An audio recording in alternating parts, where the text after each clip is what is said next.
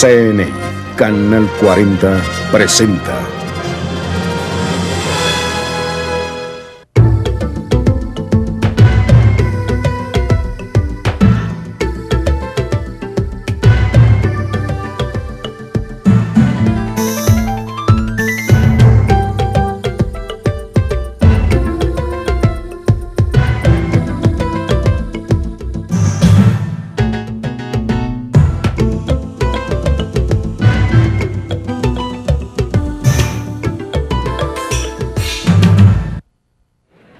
¿A cuánto ascienden, señor secretario, al día de hoy los pasivos del FOBAPROA?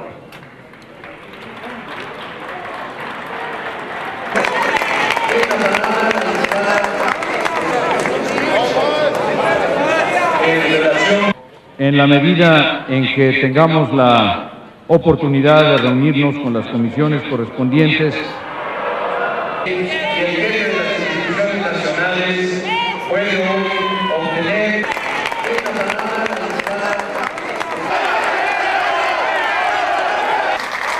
No se trata de venir aquí a hacer el circo.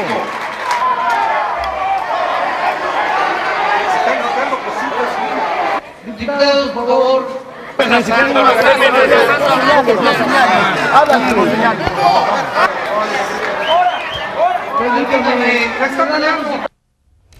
Buenas noches, bienvenidos a Entreversiones. El jueves pasado, el secretario de Hacienda, José Ángel Gurría, compareció ante la Cámara. Como lo acabamos de ver, la comparecencia se tornó ríspida. El secretario se negó en repetidas ocasiones a dar la cifra exacta que le pedían los diputados del monto actualizado del FOBAPROA. Los diputados insistieron y ante la negativa del secretario, las fracciones del PRD y del PAN abandonaron la sala de sesiones. ¿Qué está pasando en el Congreso? ¿Y cómo están los ánimos a una semana de esta comparecencia? Para hablar de este tema están esta noche con nosotros el diputado independiente Marcelo Ebrard y el diputado panista Juan Miguel Alcántara. Muchas gracias a los dos por haber aceptado nuestra invitación. Encantado. Es preocupante el desprestigio en el que parece que se está hundiendo la Cámara, ¿no? Bueno, depende que se entienda por ello. Yo creo que lo que estamos viendo son los efectos de un cambio en el equilibrio político del país. Entonces, habría que separar dos partes en todos los congresos del mundo. Hay recursos retóricos, hay confrontaciones y hay, porque precisamente de eso se trata, el Congreso es la representación de las diferencias. Bueno, eso habría que separarlo de lo que es el otro punto, que es qué es lo que ocurrió el jueves. Entonces el jueves lo que tuvimos, como tú lo señalabas al principio, es a un secretario que no le quiso dar a los diputados un dato central para el cálculo del presupuesto. Es decir, no estamos hablando de cualquier dato, estás hablando de un dato muy, muy importante. Y entonces, al final, el secretario nos dijo, bueno, es que esto no hay que hacer circo.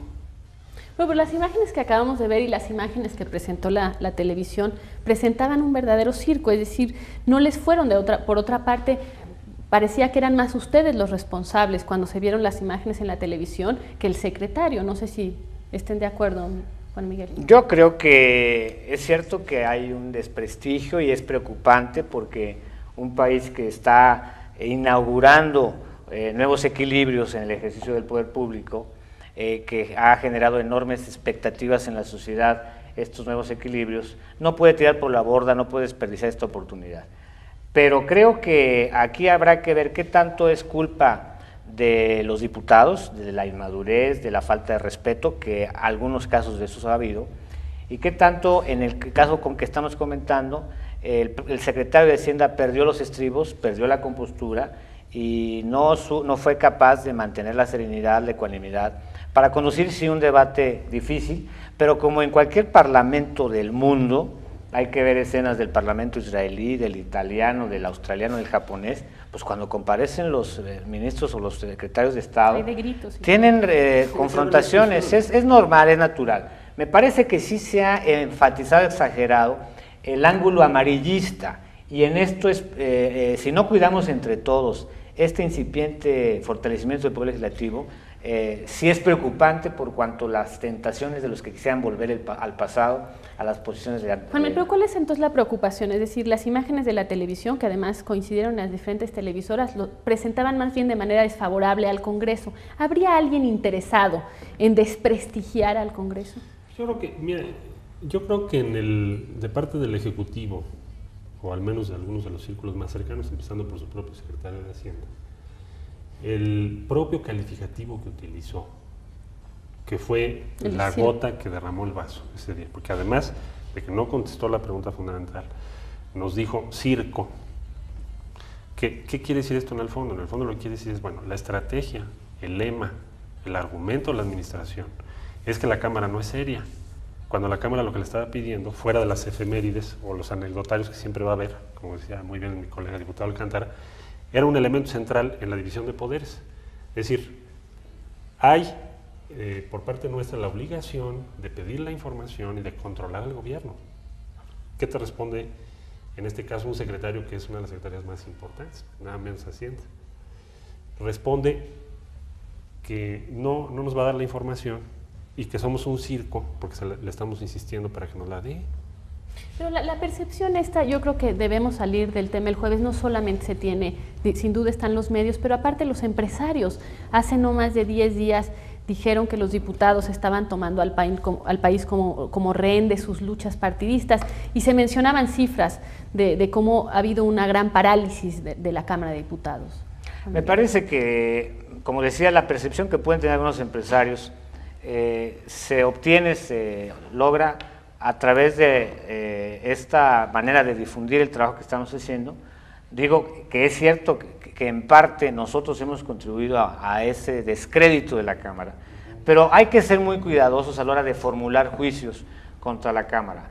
Nosotros venimos denunciando que desde la mitad del sexenio salinista, el sexenio pasado, percibíamos una intención, unas campañas intencionales para desprestigiar al Parlamento, a los políticos y a los partidos. ¿Y de parte de quién? Bueno, en aquel momento percibimos que venía directamente del propio presidente Salinas, de los círculos del poder que quisieran que el presidente siga siendo omnímodo, omnipotente, omnisapiente y que tenga la capacidad de decidir por sí y ante sí. ¿Y quién estaría detrás de esta campaña?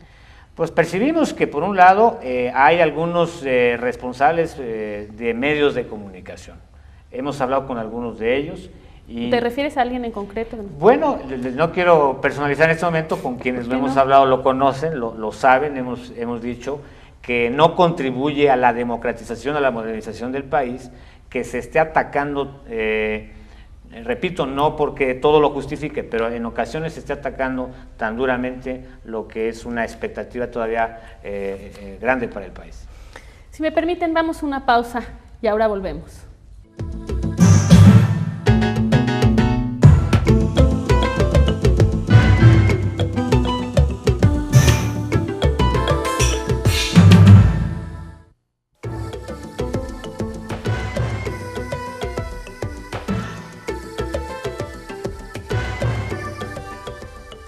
Regresamos, estamos con los diputados Marcelo Ebrard y Juan Miguel Alcántara.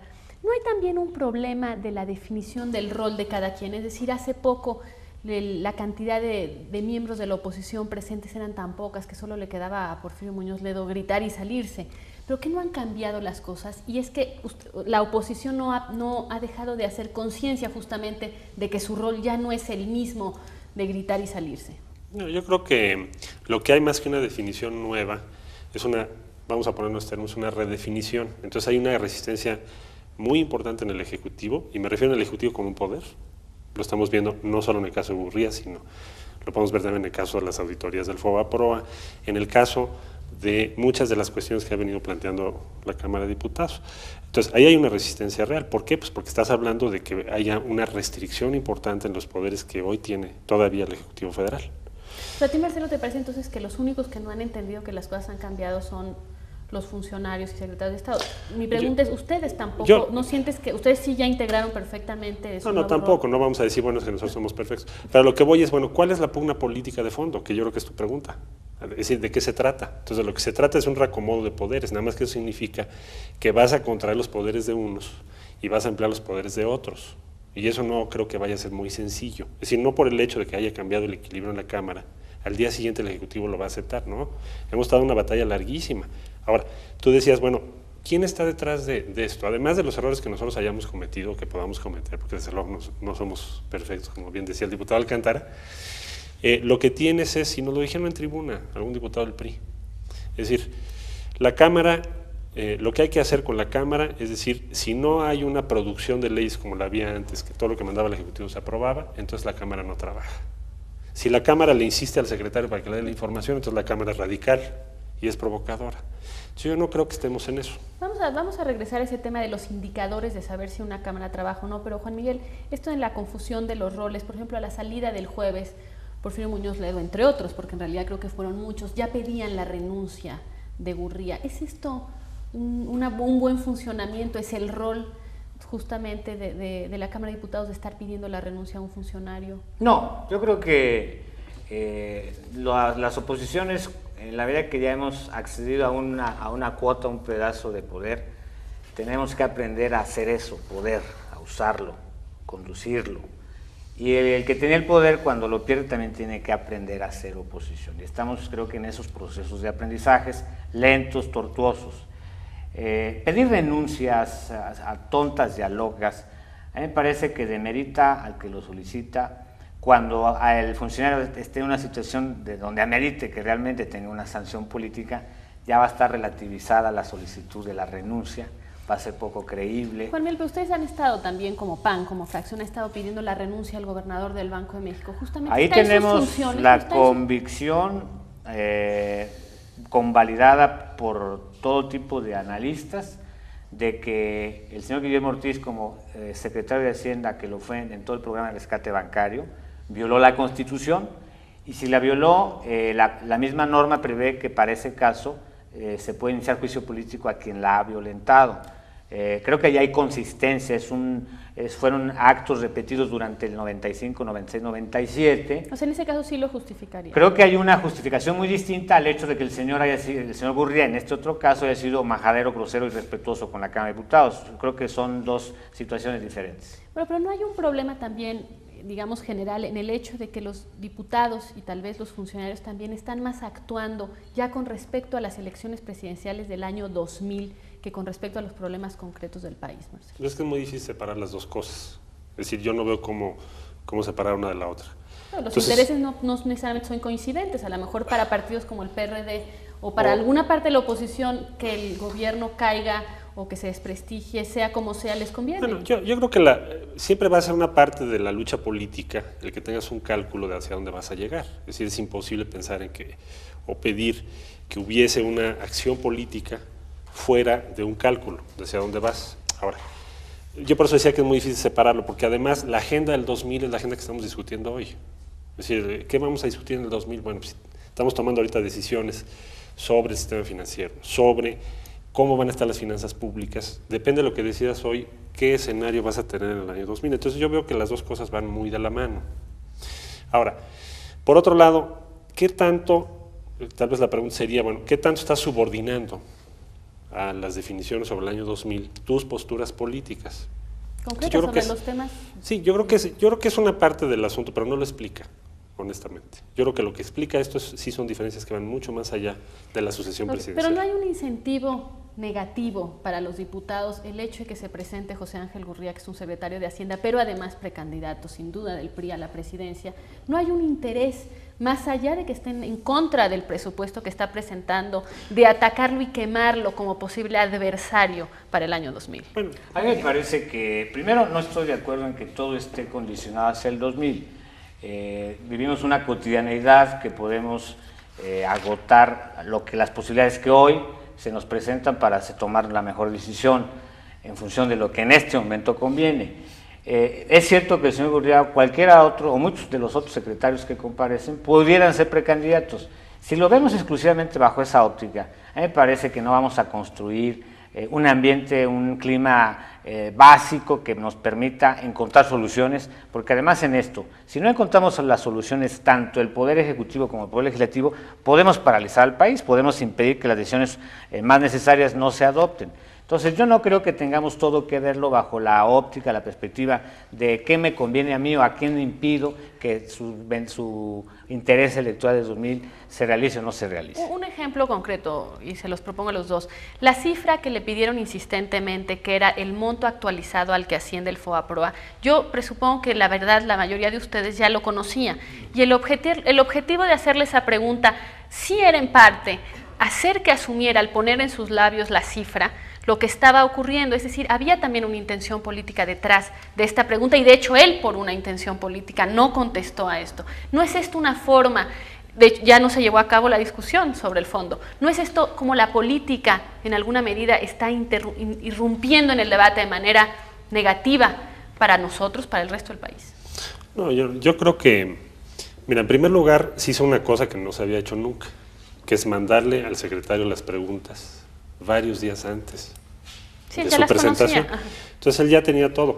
Incluso ahí la formulación para que nos aclarara los pasivos era una solicitud más que una pregunta. Era, denos por favor la suma de los pasivos. Bueno, ¿por qué no la podemos calcular los diputados solos? Pues porque no tenemos la información. Todavía a la fecha no tenemos el listado completo de los pagarés que se entregaron para el FOBAPROA. Juan Luis está diciendo que sí la conocían, ¿no? Sí, tenemos la información de los intereses generados. Hay que decir que... Bueno, no sé si ustedes la conocen. Sí, por supuesto, nosotros sí hacemos nuestra tarea, Marcelo. O les dan más información que a otros. Y puede ser. Pero habría que decir también que nos debía precisar que a lo mejor ha habido alguna recuperación de cartera. Hay algunos datos ya menos relevantes en las cifras mayúsculas que se están actualizando día con día y que no le costaba realmente trabajo decirlo. ¿Qué es lo que sucedía? Que el señor sabía que los medios de comunicación al día siguiente iban a destacar esa cifra y él iba a saber que al asociarse esa cifra con él pudiera sufrir un desgaste, tuviera que pagar un costo, y no lo quiso pagar de esa manera. Creo que la forma como finalmente se lo acabó pagando es peor, ¿no? Bueno, vamos a seguir hablando de este tema, si me permiten. Vamos a una pausa y regresamos.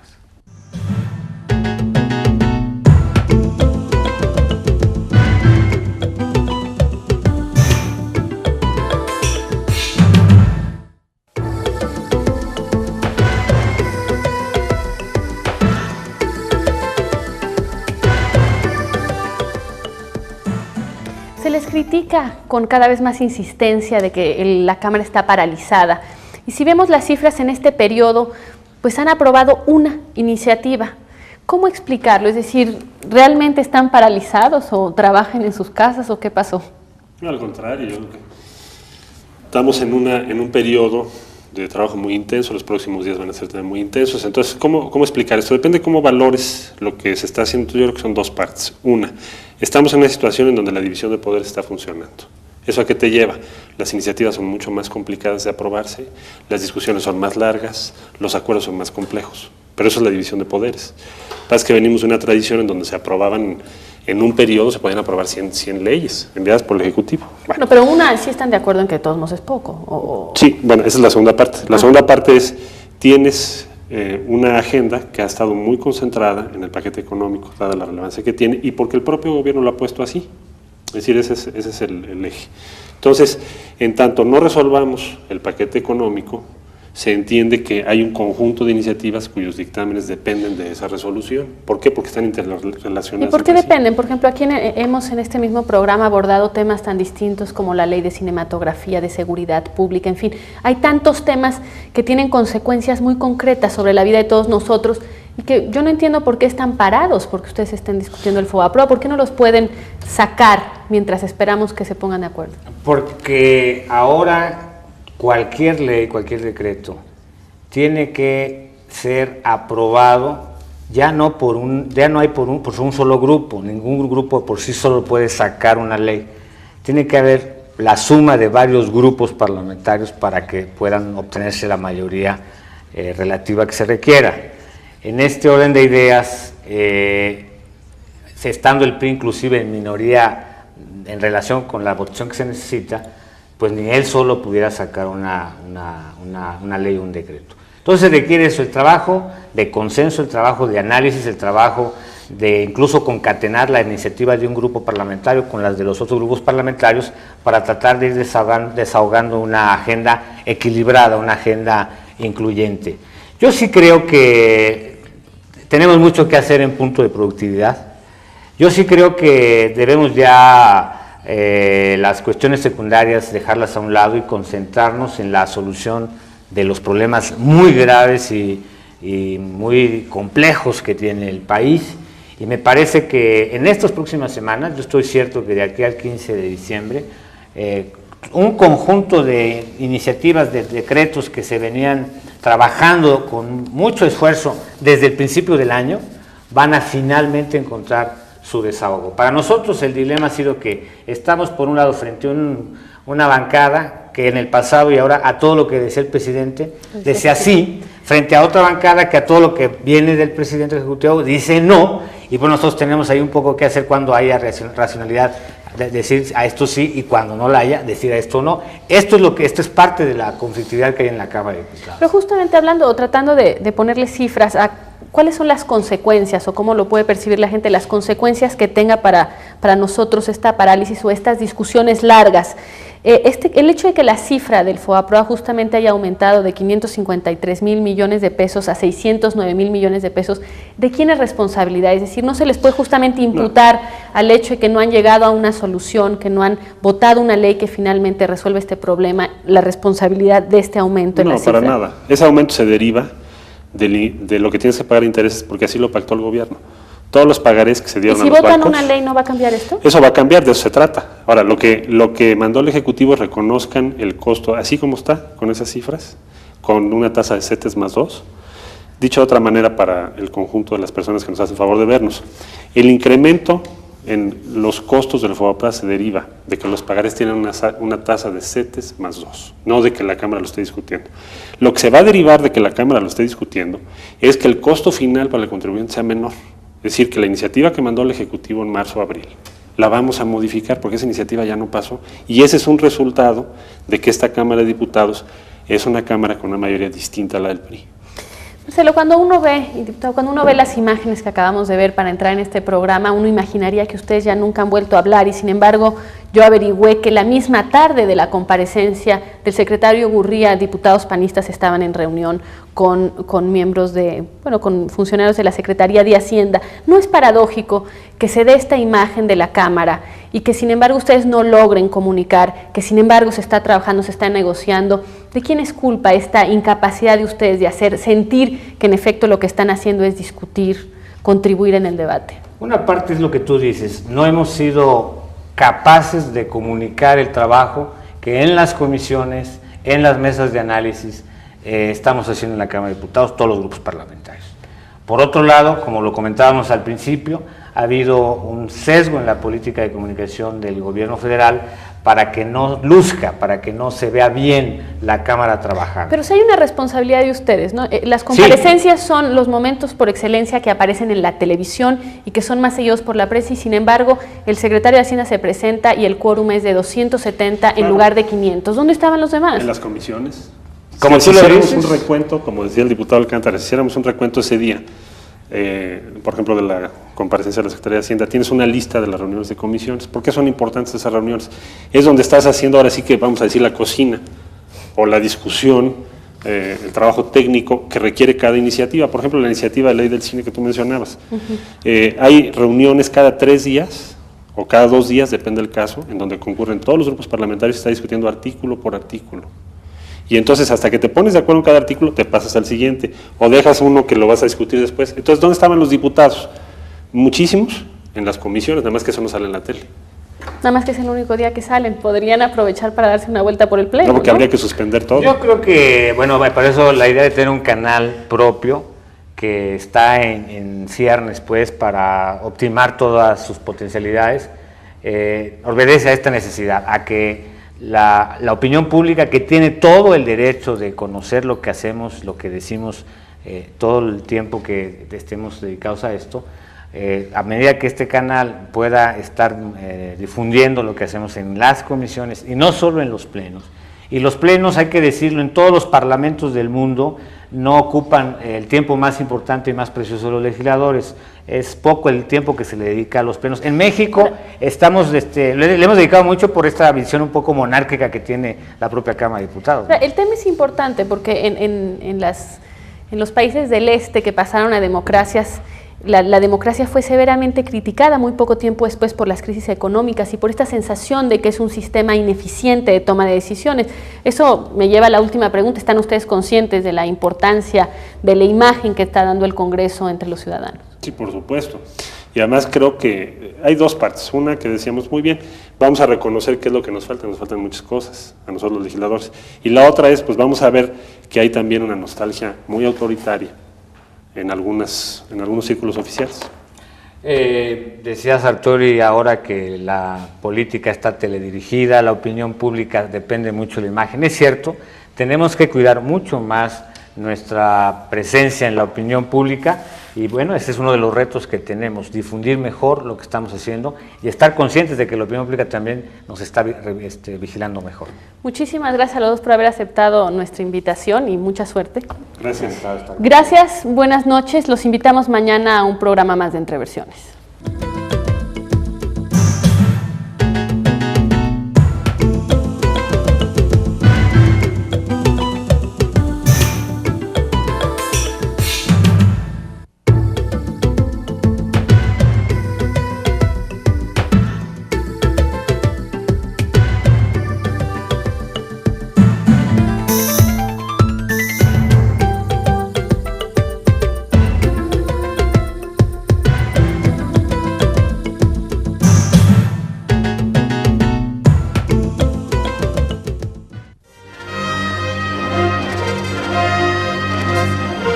Ha sido una presentación de CNI, Canal 40.